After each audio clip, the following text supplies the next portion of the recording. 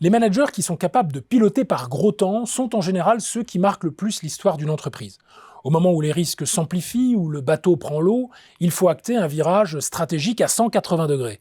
Dans ces moments de rupture intense, le manager qui se montre assez adroit ou courageux ou les deux pour opérer des actions exceptionnelles et bouleverser l'ordre ordinaire recevra l'estime générale. On pourrait en venir à l'idée suivante. Rien n'est moins excitant pour un dirigeant d'entreprise qu'une vie professionnelle sans intensité et sans épreuve révélatrice d'un caractère ou d'un tempérament. Mieux vaut être un brillant leader transformationnel qu'un simple cost-killer. Sur un plan philosophique, nous pourrions simplement dire qu'au fond, les expériences ne se valent pas toutes.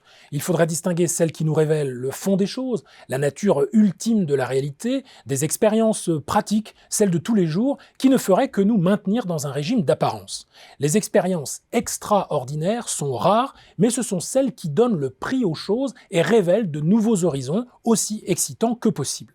Stéphane Madelrieux, un professeur de l'université Jean Moulin Lyon 3, auteur d'une philosophie des expériences radicales, donne un nom à cette conception consistant à penser qu'une vie sans intensité et sans radicalité ne mérite vraiment pas d'être vécue. Ce nom est celui d'empirisme métaphysique, qui soutient l'authenticité des expériences exceptionnelles contre l'automaticité des petites conventions de la vie quotidienne, lesquelles nous empêcheraient de viser plus haut sur le plan de l'intensité de l'existence. Et cet empirisme serait, en fait, celui de tout un courant de pensée allant de Deleuze à Foucault, en passant par Bataille et Blanchot, et qui viserait à valoriser avant tout la seule audace des expériences supérieures.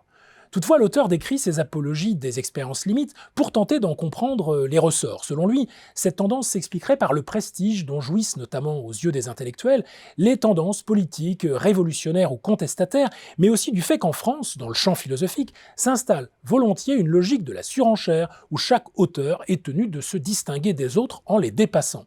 On comprend alors qu'il prend finalement ses distances avec cet empirisme qui serait, je cite, un mauvais programme philosophique, qu'il faudrait donc résister à la tentation d'attribuer systématiquement plus de réalité et de valeur aux expériences exceptionnelles en faisant des expériences proprement radicales.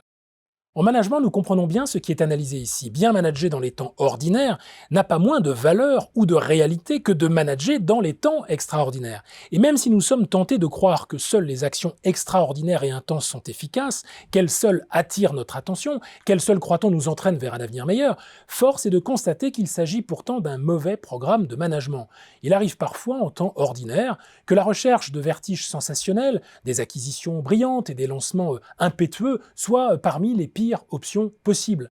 Dans sa lettre à un élève titrée « L'amour est quelque chose de grave », tirée de la Condition ouvrière, parue en 1951, Simone Veil avait su trouver les mots pour le dire avec autant de clarté que possible.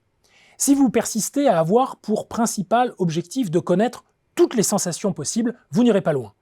J'aimais bien mieux quand vous disiez aspirer à prendre contact avec la vie réelle.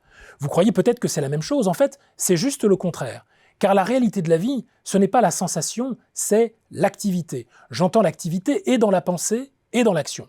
Ceux qui vivent de sensations ne sont matériellement et moralement que des parasites par rapport aux hommes travailleurs et créateurs qui seuls, écrivait-elle, sont des hommes.